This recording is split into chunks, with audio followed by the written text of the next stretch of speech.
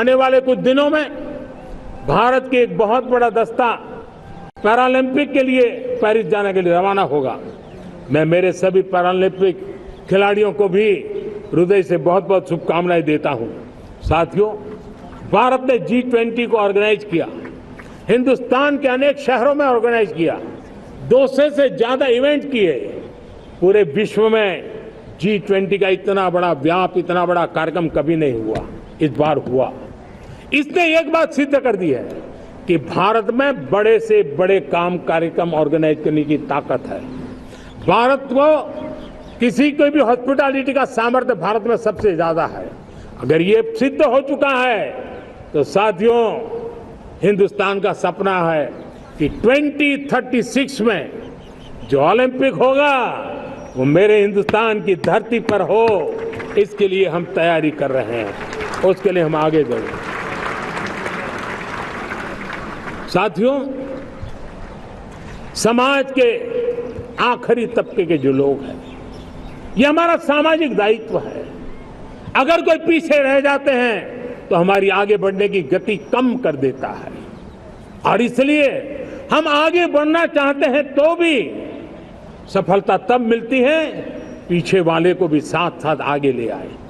और इसलिए हम सबका दायित्व बनता है कि हमारे समाज में आज भी जो क्षेत्र पीछे रह गए हैं, जो समाज पीछे रह गए हैं, जो लोग पीछे रह गए हो, हमारे छोटे छोटे किसान हो, हमारे जंगलों में रहने वाले मेरे आदिवासी भाई बहन हो, हमारी माताएं बहनें हो, हमारे मजदूर हो, हमारे श्रमिक साथी हो, हमारे कामगार लोग हो, इन सबको हमें बराबरी में लाने के लिए, हमारे बराबर लाने के लिए भरपूर प्रयास करना है। लेकिन अब गति पकड़ गई है, अब लंबे दिन तक हमें वो करना नहीं पड़ेगा, बहुत जल्द वो हमारे पास पहुंच जाएंगे, हमारी बराबरी में आ जाएंगे, हमारी ताकत बहुत बढ़ जाएगी और बड़ी संवेदना के साथ हमें इस काम को करना है। और इसके लिए एक बहुत बड़ा अवसर आ रहा है।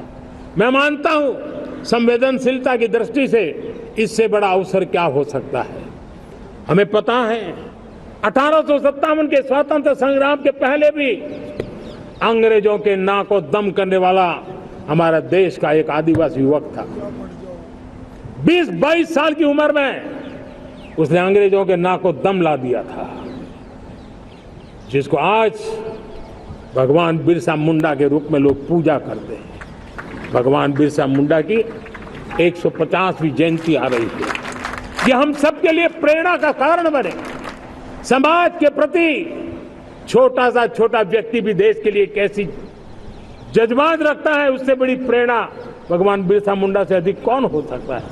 आइए हम भगवान बिरसा मुंडा की 150वीं जयंती जब मनाएं, संवेदनशीलता का हमारा व्याप बढ़े, समाज के प्रति हमारा ममभाव बने। हम समाज के हर व्यक्ति को, गरीबों को, दलित को, पिछड़ों को, आदिवासियों को, हर एक को हम अपने साथ लेकर के चले। इस संकल्प को लेकर के चलना है। मेरे प्यारे देशवासियों, हम संकल्प के साथ तो बढ़ तो रहे हैं, बहुत आगे बढ़ रहे हैं, लेकिन ये भी सच है कि कुछ लोग होते हैं जो प्रगति देख नहीं सकते। कुछ लोग होते हैं जो भारत का भला सोच नहीं सकते हैं। जब तक खुद का भला न हो तब तक उनको किसी का भला अच्छा नहीं लगता है। ऐसी विकृत मानसिकता से भरे हुए लोगों की कमी नहीं होती है। देश को ऐसे लोगों से बचना होगा। वे निराशा की गर्त में डूबे हुए लोग हैं। ऐसे मुट्ठी भर निराशा की गर्त में डूबे हुए लोग, जब उनके गोद में विकृति पलती है तब वो विनाश का कारण बन जाती है, सर्वनाश का कारण बन जाती है, एनार्की का मार्ग ले लेती है, और तब देश को इतनी बड़ी हानि हो जाती है जिसकी भरपाई करने में हमें नए सिरे से मेहनत करनी पड़ती है। इसलिए ऐसे जो छुटपुट निराशावादी तत्व होते हैं, वो सिर्फ निराशा इतना नहीं है, उनकी गोद में विकृति पल रही है। ये विकृति विनाश के, सर्वनाश के सपने देख रही है, ताने बाने जोड़ने की प्रयासों में लगी हुई है। देश को इसे समझना होगा। लेकिन मैं देशवासियों को कहना चाहता हूं कि हम हमारी नेक नीयत से, हमारी ईमानदारी से, राष्ट्र के प्रति हमारे समर्पण से हम सारी परिस्थितियों के बावजूद भी विपरीत मार्ग पर जाने वालों के लिए भी, उनके भी दिल जीत करके हम देश को आगे बढ़ने के हमारे संकल्प में कभी भी पीछे नहीं हटेंगे, ये मैं विश्वास दिलाता हूं।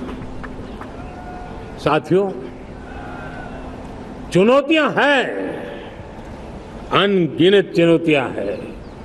चुनौतियां भीतर भी है, चुनौतियां बाहर भी है। और जैसे जैसे हम ताकतवर बनेंगे, जैसे जैसे हमारा तवज्जो बढ़ेगा, तो चुनौतियां भी बढ़ने वाली है, बाहर की चुनौतियां और बढ़ने वाली है। और मुझे उसका भली भांति अंदाज है। लेकिन मैं ऐसी शक्तियों को कहना चाहता हूं, भारत का विकास किसी के लिए संकट लेकर के नहीं आता। हम विश्व में समृद्ध थे, तब भी हमने कभी दुनिया को युद्ध में नहीं झोंका है। हम बुद्ध का देश है, युद्ध हमारी राह नहीं है। और इसलिए विश्व चिंतित न हो भारत के आगे बढ़ने से। मैं विश्व समुदाय को विश्वास दिलाता हूं कि आप भारत के संस्कारों को समझिए, भारत के हजारों साल के इतिहास को समझिए। आप हमें संकट मत मानिए, आप उन तरकीबों से न जुड़िए जिसके कारण पूरी मानव जात का कल्याण करने का सामर्थ्य जिस भूमि में है, उस भूमि को ज्यादा मेहनत करनी पड़े। लेकिन फिर भी मैं देशवासियों को कहना चाहता हूं, चुनौतियां कितनी ही क्यों न हो, चुनौती को चुनौती देना ये हिंदुस्तान की फितरत में है।